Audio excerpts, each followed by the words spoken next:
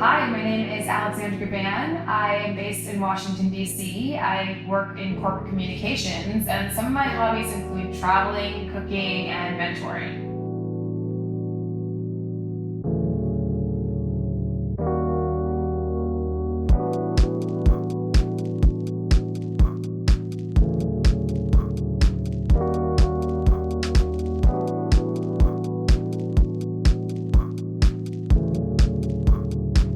Favorite thing about traveling is probably exploring new cultures. I love to eat, so I love to immerse myself in everything that the culture has to provide, including their food, their authentic cuisine, from preparation to ingredients. It's really nice to try a really fresh meal from a different part of the world. So I was inspired by actually just learning a little bit more about interior design, watching shows. There's a bunch of shows on Netflix that show interior design, show houses. There's a bunch of catalogs and kind of contemporary modern design magazines that I started to read. And once the pandemic started, I kind of delved into a new hobby, which was learning about interior design. So I really got inspired by different blogs, Instagram pages, and kind of learning how people brought together their space and made sure it reflected them.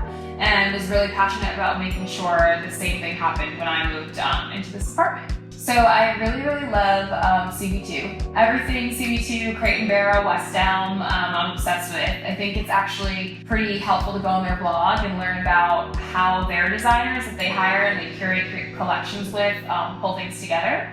And then also recently, during the pandemic, there's been a lot of highlights and spotlights on Black designers.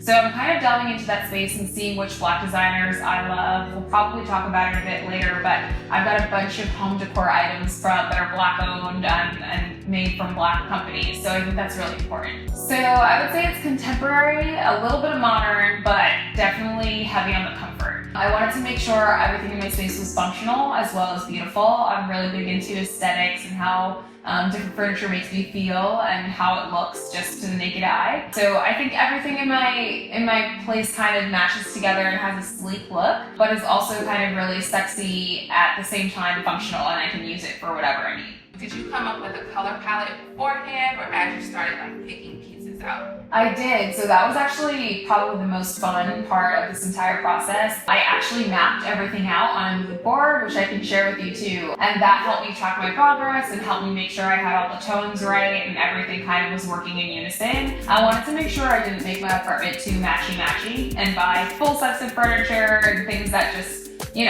look exactly the same. I wanted to take my time and curate a space that everything complements each other, but they're definitely unique and different. My favorite part about my home is that I live here by myself, and I think that is important to me for my current stage in my life, just because it allows a sense of independence. I'm able to come home to a place that is only mine, and I'm responsible for everything in here, and that makes me pretty proud. And then I would say if there's an item, I really like my vase that I just got. It came over the summer. It's from a UK designer, I'm pretty sure. But yeah, I'm obsessed with it. It's called Love Handles, Anissa Formici vase. Definitely my Rihanna book, which is like my holy grail of coffee table books. Definitely my vase. And then I actually really love my media console. And I put that in air quotes because it actually was a bench, but I was looking for a concrete bench or a concrete media console that would be affordable and in my price range.